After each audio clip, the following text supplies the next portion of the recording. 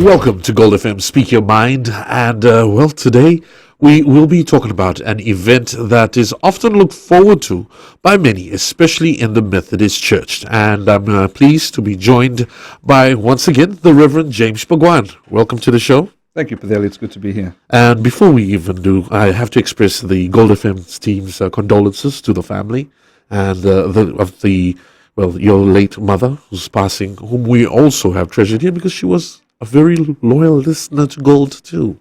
So thank you. Thank you. And that's some good publicity for Gold FM talking about my late mother. But she enjoyed listening to you, and she was always interested in listening to the other stations on FBC. Yes, I'm glad that she was also very involved in a lot of the talk shows too. Unfortunately, she didn't get to come on to Speak Your Mind, but. Maybe that's her calling now. That's perhaps it. That's the sign right there. But we're here to talk about the annual conference of the Fiji Methodist Church, and this is an event that is fast approaching. And we also hear that there are also going to be changes that are with the conference. And would you shed some light on this? Thank you. We haven't had a full conference since 2008. As you're aware from our last conversation, in 2009, the conference was stopped. Again in 2010 and 2011. In 2012, we were given permission under the Public Emergency Decree to have a 30-hour meeting, which basically amounted to three days, or 10 hours. In 2013, we had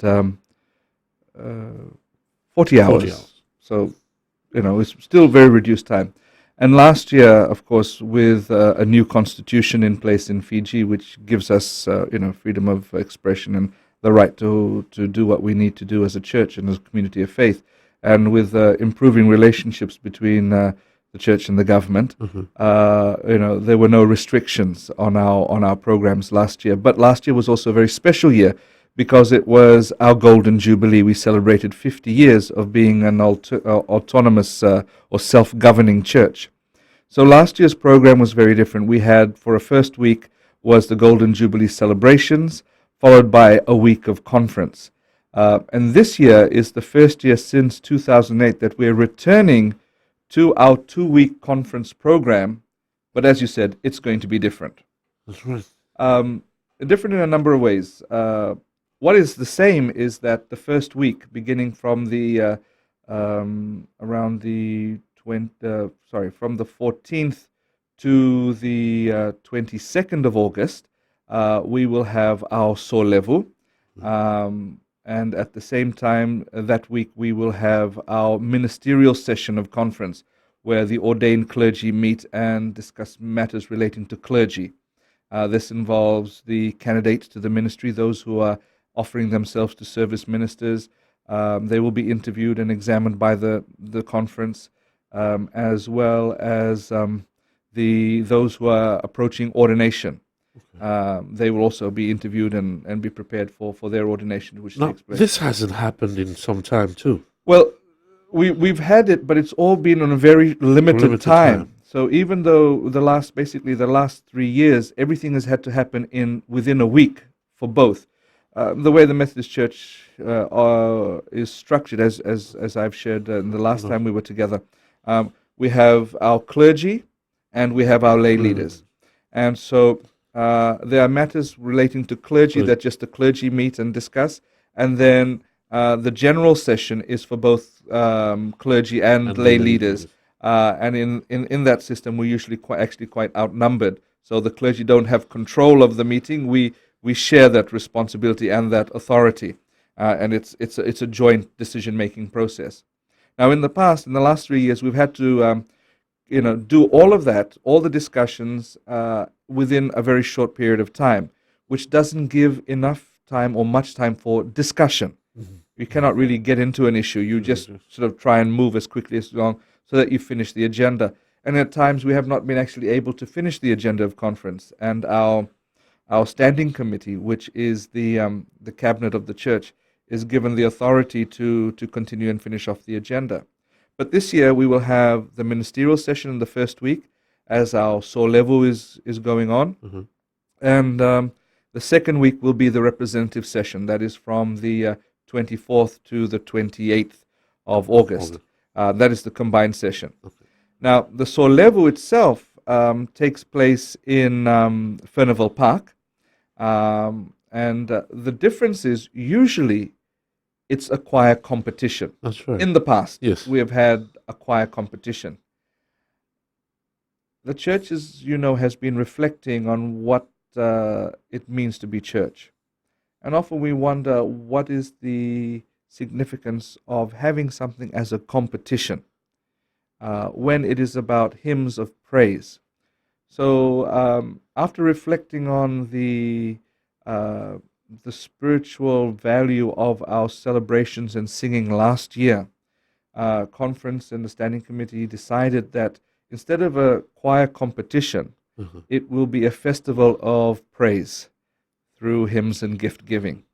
And so there will be judges sitting there, but like some of the shows that you have, they will merely perhaps give some comments to the singers. There will not be any awarding of prizes and trophies and things like that. All groups that participate will receive a certificate of appreciation. And what is interesting, Pedeli, is that in the past we'd have up to 600 choirs taking part in Furnivall Park for that week. Quite a long day. Would start at 7, 8 in the morning, and late unfortunately in the night. for our neighbors in Furnivall Park in the Turek area who may not like choir singing, would go on late into the night. Well, this has changed. But what's surprising is even though our congregation knows that there is no choir competition, so usually we'd get 600 choirs trying to compete for these various trophies in various classes. Even though we don't have that, this year we still have 200 choirs from all over Fiji wanting to come and praise and share their music. Okay. Well, we'll chat a little bit more about this and also the changes at the annual conference of the Fiji Methodist Church right after this short break.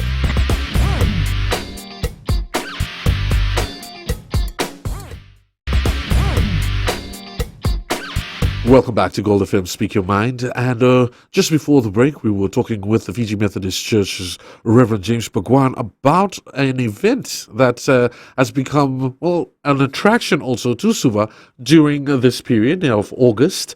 And that is the choir competition, which has changed now this year and will be a festival of praise. And now you've also mentioned that you're reducing the number of participating choirs, or at least the change hopes to reduce the number of choirs. Well, I don't think really, Pedeli, that was the point of the exercise. The idea was that we change, and we also take into consideration factors such as the distance people have to travel, the costs involved. We are not blind to these factors. And, if somebody sings in a number of different choirs, then there's a number of different uniforms and all that sort of thing that goes on. The Solevu is something that originally was a traditional way of people coming to present their connectional levies that they help fundraise for the running of the church, basically their membership fees. Now, in this day and age, it's very easy just to send it by TMO, Western Union, bank deposit, M-Pesa, all those new things, ways of getting the money across. But people still like to come and give it, traditionally. But the idea is, so it is about giving gifts. It's about celebrating, and of course, while that is going on, the ministerial meeting is going on. It's also because there are people traveling from a long distance to get here in time for the conference itself. It's also something wonderful that they can do while they wait for the actual conference proper to begin. And it's become something that is, internationally known. If you look in a lot of the tourist magazines and write-ups about Fiji, when they write about August, two things they write about. They write about hibiscus, but they also write about the choir festival, Methodist Choir Festival.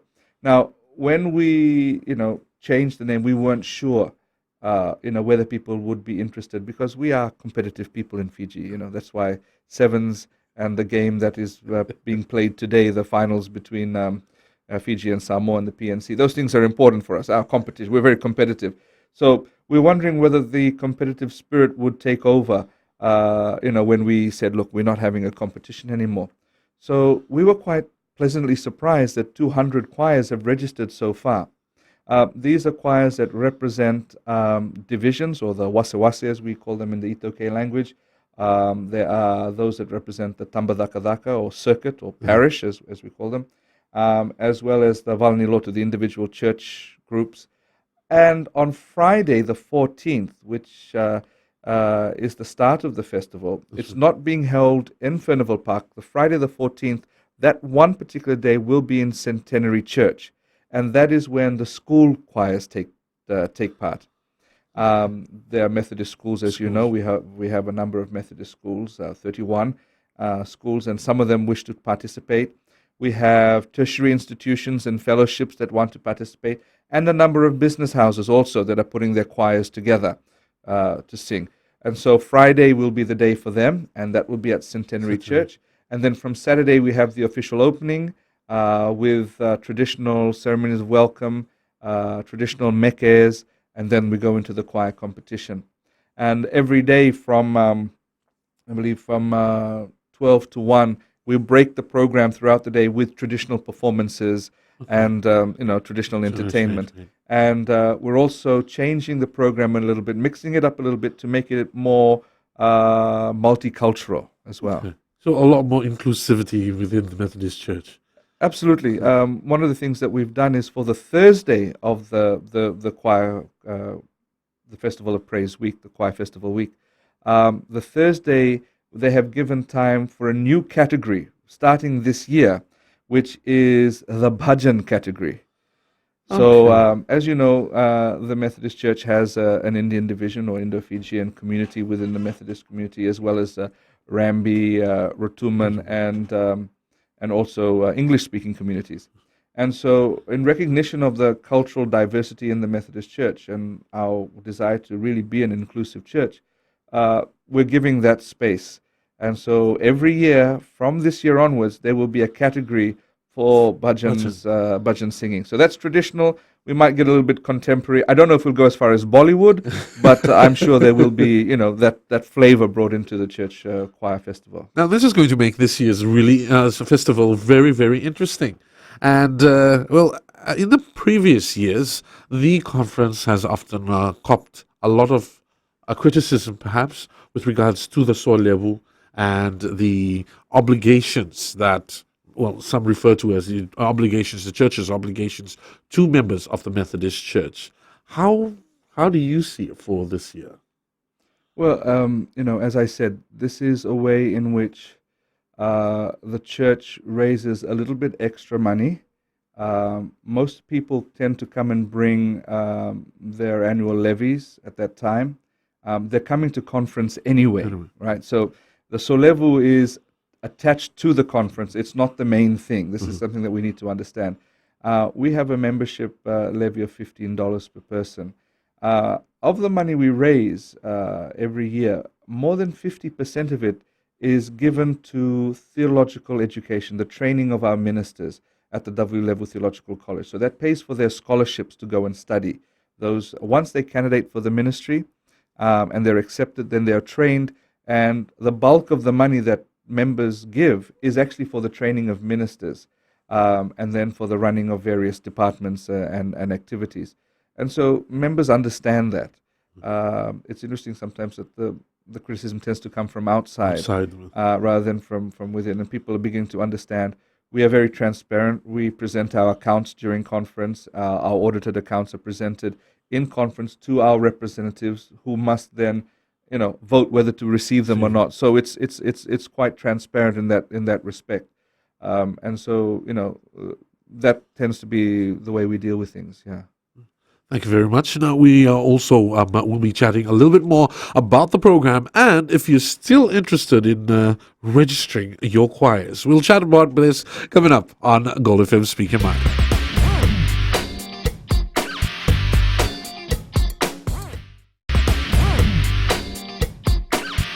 You're back on Gold FM, Speak Your Mind, and we've been talking about the annual conference of the Fiji Methodist Church that is to be held from the 15th to the 24th. Is that correct? Or the 14th? It would be good if you have your calendar open. You have your diary there. Open your diary and take these dates down because I'm going to give them to you. But then open your diary. The 15th to the 22nd. Yeah. The program begins on the 14th at Centenary Church with schools, tertiary institutions, and business houses. And then from the 15th to the 22nd at Furnival Park in Turek. Okay.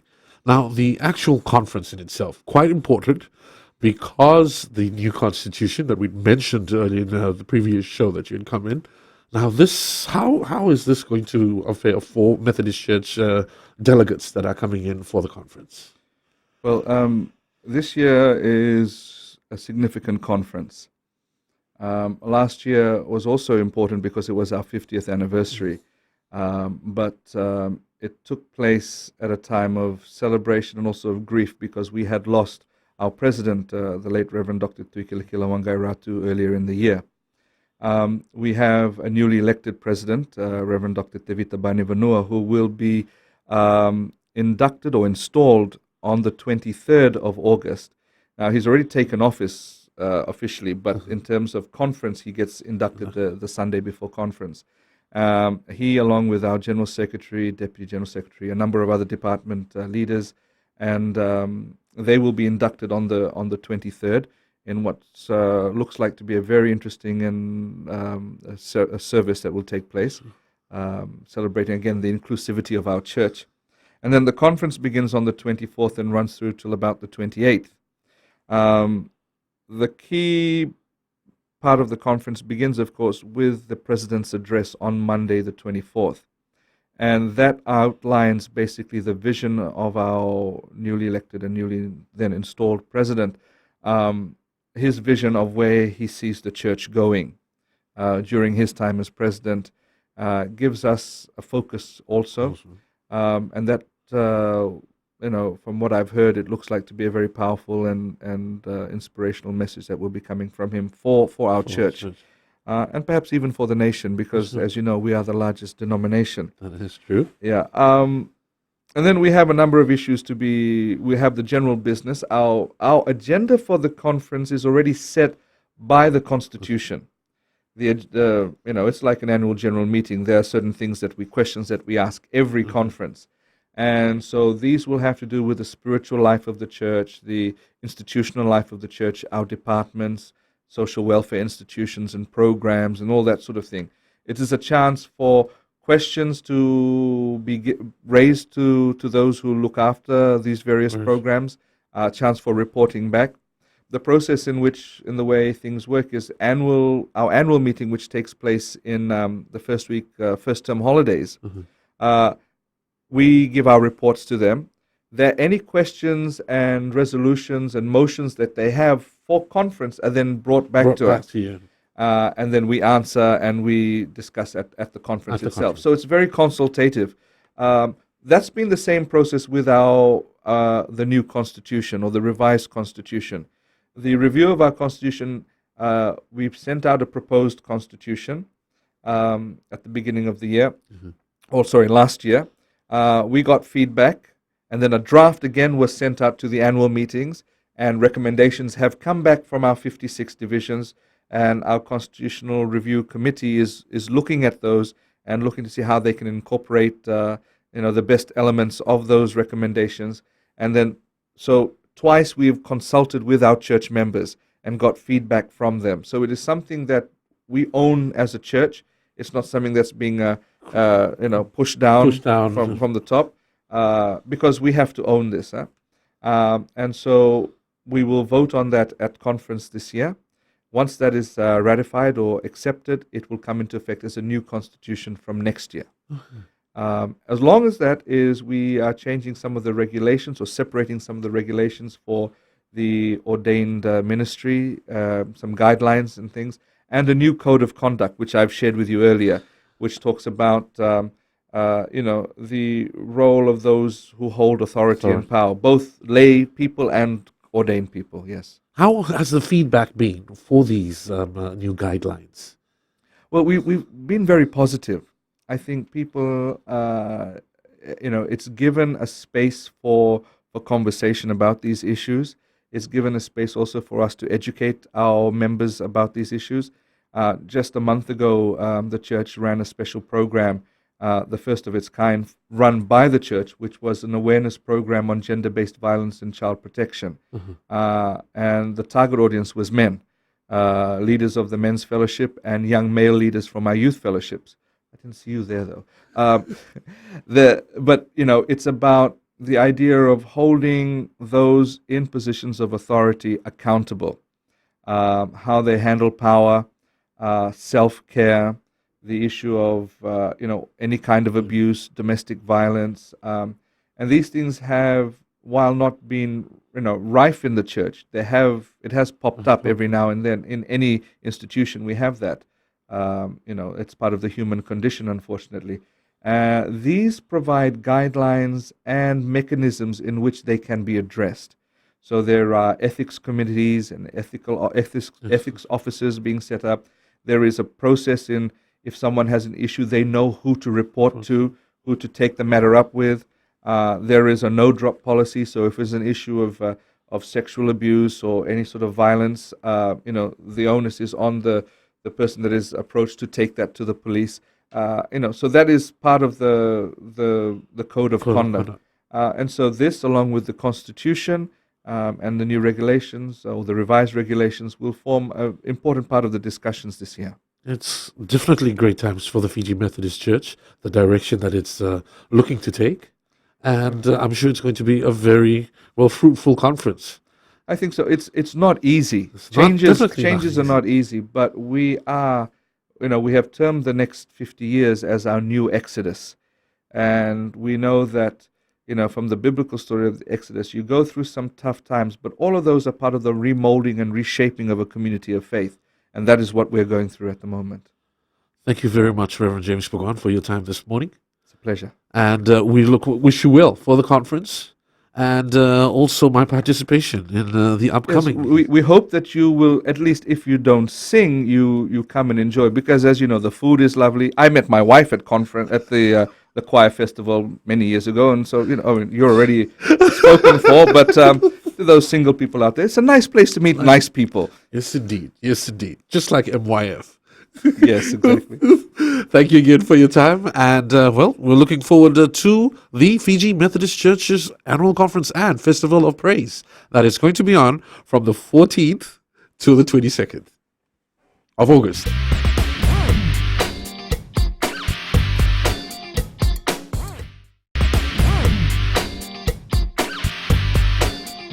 You're back on Gold FM Speak Your Mind, and from the Methodist Church of Fiji, it's only a natural transition that I start talking about running, because we're going to be talking about the Silver Marathon and also the involvement of various other organizations that are partnering with Silver Marathon to promote, well-being, and not only that, but also the conservation of our environment, marine life that we spoke of yesterday. On the last show with Dwayne Galovaki. But today we have Nunia Thomas from Marangetiviti, or Nature Fiji, on the show. Welcome to the show, Nunia.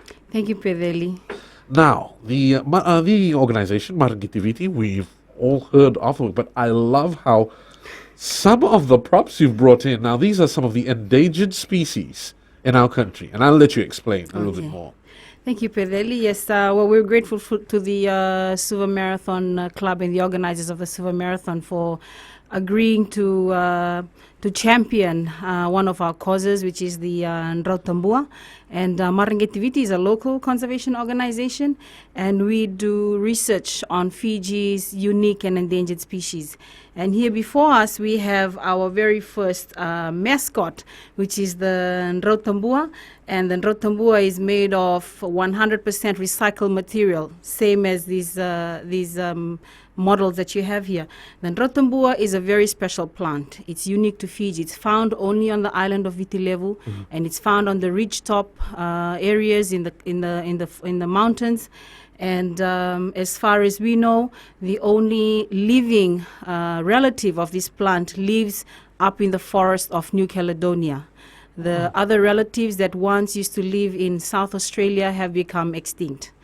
This plant is very special because, as far as we know, it's from the relatives are from the continents, and Fiji is supposed to be an oceanic island formed out of volcanoes. So the fact that this particular plant occurs here in Fiji just baffles many biogeographers, because how does an ancient plant like this occur on an oceanic island like Fiji? So it makes it a very special plant, and under the IUCN Red List that assesses the threats to plants, it is critically endangered. And we have been working with the Department of Forests, the University of the South Pacific, the IUCN, and SOS, which is a particular funding agency, and with the landowners to try and help save this plant. Are there a lot of the trees still in? No, there aren't. There were 6 populations that were found, but as far as we know, the population that used to be in the Nausori Highlands is now extinct, and they are now only in Namosi, in Wambu Forest Reserve in Neitasiri, in Nakorotumbu in Ra, and in Emalu in Navosa. Are these communities aware of the level of extinction of the particular? That is part of this whole campaign, is to raise the awareness on the threats to this particular species, and to really help us as Fijians get to know that this is a national icon. It's special. No one else in the world is responsible for protecting it but us. I'll be very honest, I hadn't heard of the Drotambua prior to you just mentioning it. And of course, I was looking at the mascot, wondering, where did they come up with the name Drotambua? Yes. You've explained to them. Are there other values too? I mean, as we know that certain plants have medicinal value, is there something else besides its uniqueness? Well, the Drotambua is one of the many plants and animals that were in Fiji before humans arrived. As far as we know, research shows that humans first arrived in Fiji at least around 3,000 years ago. When they arrived, there were already plants and animals existing. There were bats, like this one here from Taviuni, and Fiji's plants and animals, they have evolved in such a way that they have an interdependent relationship, Right. so that if we lose the bats, we lose the trees. We lose the trees, we lose the clean drinking water that we drink. So together in their ecosystem, they have a very special relationship, the bats and the birds. And that is the role that every other life on Earth plays. We are all interconnected, and in our hope is that in highlighting and campaigning about the Drotambua, we can actually help save other plants and animals that contribute to our well-being. Now, there are quite a few number of endemic species of animals that are in our country. I'll talk a little bit about this, and also the work that Marangitiviti is doing to promote awareness of this to the rest of Fijians. Yes. But how with the Drotambua, since we're talking about it, how well has the response been from local communities that have these populations? Well, before I even get into that, the Drotambua is actually our logo. There are many people who ask us, "Oh, is that a fern? I Or is that actually a was palm?" going to ask you whether that was No, the fern. see, and if you see the leaflet, it's shaped like a tambua, hence the name Drotambua. Drotambua. Yes. And so we chose it as our logo a very long time ago, because we knew that eventually we would try and raise funds to help save the Drotambua. And we've gotten to the point where the landowners have actually, the 2 landowning units that we've worked with, they had agreed for us to get cuttings of the branches of the Drotambua. We brought them to the Doloisuva Forest Nursery with the Department of Forests, and an expert came in from Atlanta Botanical Gardens, and they've helped us work with the plant so that it could begin to grow roots from the stem. So artificial propagation. And that, for the first time ever in Fiji, we've successfully done it for a critically endangered plant. And it's now sitting in the Doloisuva nursery in the Department of Forests. And then our next step now is to take this success story back to the schools and to the landowners, and to help them come up with ways that they can help identify the plant in the forest when they see it, because it's very easy to confuse the Drotambua with the Ndakua salusalu. I was going to ask Same you. kind of leaves, and the yaumunu. They're also timber value trees. So it's very easy to confuse these two. So part of our work is working with the landowners and the schools so that they can understand what the Nrotombo looks like, and when they find it, then we can start to plot more dots, and maybe there are other populations That in we are not Fiji's aware of. forest that we are not aware of. But the pig hunters and all those going into the forest, they will know. So that's part of the capacity building that we're doing, and some of the areas in which they occur are part of the Fiji Red Plus site, so that's protected. They're part of the protected areas network that has been proposed. So there's some areas that can be protected and in effect also save the Nrotambua. Is Nrotombo a timber of some is it also valuable? No, No. it does not grow very Very big big. like the ndakua and all. They're in the same kind of family. It belongs to the pine family, but it doesn't grow as big or as wide as the ndakua and all those timber value species. So really, the destruction of many of these populations has been based really just on not being aware that this is a separate. Yes, the plants are also, they have a very special reproductive cycle in that they can have both the female and the male parts on the the plant, plant. but they don't happen at the same time. So a male plant and a female plant have to be standing next to each other in order for fertilization to happen. Very interesting. Yes. Well, we'll continue our conversation with Nunia Thomas from Mariketiviti on Gold FM Speak Your Mind.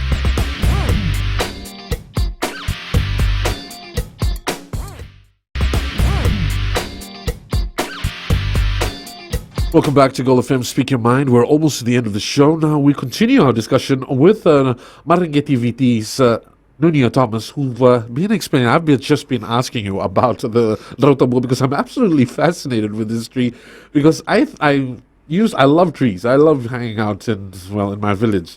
But there are other species that and models of which that you've brought into the studio. We've got this is I'm looking at it. It looks like a parrot, but what is this? Yes, that's the parrot that's found on Vitilevu. Okay. We have 3 different races of parrots, 3 different species, sorry. So that's the one that's endemic to Vitilevu. Vitilevu. And there's a different one that's found in Kandavo. Kandavo, and then a different one that's found in Vonolevu and the northern islands. I used to think that they were all the same ones. No.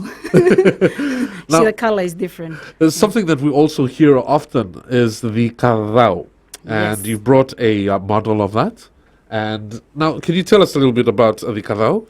So the Karao Ningau is Fiji's only endemic seabird, and as far as we know, it only breeds on the island of Ngau. And this was first discovered in the 1800s. But the Karao Ningau is a very special bird. Like other petrels, they marry for life, and they lay their eggs up in the mountains. And when it was first discovered, when they were trying to find the breeding habit of the Karao Ningau, the scientists were looking around, they couldn't find it, and they found it in the lullaby that the women used to sing to the children. And then that's when they got the idea that the Karao Ningau was laying eggs up in the mountains. And since then, and now in the 1980s, the National Trust of Fiji was running their research in trying to find the nest, and now we've gotten to a point now where we have Fiji's first wildlife detector dogs on the island of Ngau searching for the nest of the Karao Ningau. And in their work, within 2 years of searching, they have found the world's largest colony of the Karaubula, which is another species of the petrel. So the Karaubula is also found in other Pacific islands, but the Karao Ningau is nowhere else in the world that we have ever seen it. It's only ever been seen crash landing in the villages on Ngau. Nowhere else in Fiji, only on the island of Ngau. Do they fly anywhere else, or do they ask? The experts say that they probably fly as far as New Zealand to feed, but when it's time to lay their eggs, they'll come right back to the island of Ngau. Fascinating how It they. is. It is. Now there are other models of endemic species that you brought along. Well, I'm going to ask Alta just very quickly about that one here. this one, yes. Well, that's the bristle-thighed curlew. The bristle-thighed curlew is probably one of Fiji's original tourists. These birds come all the way from North America and Alaska. Wow. And they come to the mudflats here in Fiji. And run about them at the end of September is the month that they arrive, and they come to feed here. That's Fiji's summer starting, so they come to feed until they're a bit fat enough. Then they start island hopping all the way back to the northern hemisphere to lay their eggs in a short summer period there, and then they up again in the jet stream and they fly back to Fiji. So they are Fiji's original tourists, along with Ndilio. There's a saying, Kunikone Nrendre na yalo kone Ndilio, because our elders knew that the Ndilio does not lay its eggs here in Fiji. It goes far away, lays its eggs there, and then it just comes back to use the Fiji mudflats as a feeding ground to gather up enough fat to then run back there and fly back and lay their eggs. This is all very fascinating and I'm sure this is all part of your awareness programs that you take. Now, Marangeti Fiji, from my understanding, is quite a small organization, isn't it? Yes. So I'll give you some time. Just explain a little bit the work that you do. We're a membership-based organization, and we're local. We were formed in 2007, and our aim is to educate local children about biodiversity. I mean, I grew up not knowing that we had a Fiji ground frog, that we had unique plants and animals that are found only in Fiji. So when I started learning about Fiji's wildlife, I was lucky that in 2007, when this organization was formed, I became an employee. And that's when it became part of, I can say it's my vocation now, to teach about Fiji's wildlife so that we can realize that there are plants and animals here in Fiji worth protecting. And that they play a very important role. The clean drinking water and the firewood and all the services that we receive, they are possible because these animals are performing the role that God had given them to perform. We human beings, we are the ones with the brains, so we can make decisions to help these plants and animals continue to perform their role. And as a membership-based organization, sadly, we have not been able to get a lot of local membership. So over the past 3 months, we've started up this new program called Learn from the Scientists, where we're using local scientists. These are Fijian students who have graduated from the university in masters in fish biology, in birds, and they're volunteering for Nature Fiji one Saturday a month to take local children out. And the next one is coming up on the 22nd of August with Lekima Copeland, and he's a fish biologist, and he's taking children up to the Nambukavesi Creek to then learn about the different types of fish that we have in Fiji. So this just engaging local scientists with local children, but even international scientists, just so that the local children can learn that there is a lot that we have, and we need more local scientists learning about this, because then they can translate scientific knowledge into traditional knowledge and then communicate about it to their matangali, or they have the traditional knowledge that can strengthen the science that they have. This is a really great program. Yes, it is. Yes. And then, so how do parents who are perhaps watching or listening at this time get their children involved in the We have our website. We've just redone our website so that they can sign up for our newsletters, or they can sign on and become members. Our membership fee for the whole family is $35 a year. And with that, we organize these trips, and they get these books. This is called My Veikau, Tales of Fijian Wildlife. It's got short stories on all these animals, and it incorporates traditional knowledge and the science. It's written very well, and it's a good story that parents can read to their children. But also, one of the things you try to encourage is that in the villages, let the grandparents spend more time with the children and pass on their traditional knowledge. Now, you're also making when you're also going through different schools. I have so many questions, we're running out of time. You're also going into schools and also carrying out these programs? When we do get the request and we have the funding, then we go, because we have limited funding, but we are lucky that there are some charities that do support us, and that's the whole purpose of participating in the Suva Marathon, is to raise that awareness and try and raise funds to allow us to get our volunteers and students in university who are interested in becoming our volunteers, to teach them about this and let them communicate about Fiji's biodiversity. Well, sadly, Nunia, we're running out of time, but really a fascinating program, because I love how you've come with all the different models, and I'm sure and now that you've explained that the value of all this is awareness for the children. Yes. And that's a great place to start. Thank you again for taking the Thank time. you. And also to Silver Marathon for allowing you to Yes. partnership with. And we're having the pre-race expo on the 7th of August at the Holiday Inn. So please come in and register, and let's run together and have a fun day on the 8th of August. And I believe your mascot he is also We'll be- participating. We'll walk. He and I will walk. I think I'll join you for that. Yeah, it'll be a lot of fun. So, families should come down to the Silver Marathon and join us. It'll be a lot of fun. Thank you very much for Naka. taking the time for coming today. Thank you. And that's a wrap on the Gold FM Speak Your Mind. Thank you again for taking the time to watch the show. Tune in again next week. And of course, do remember you can send us your feedback on goldfm@mbc.com.fj. Until next week, goodbye.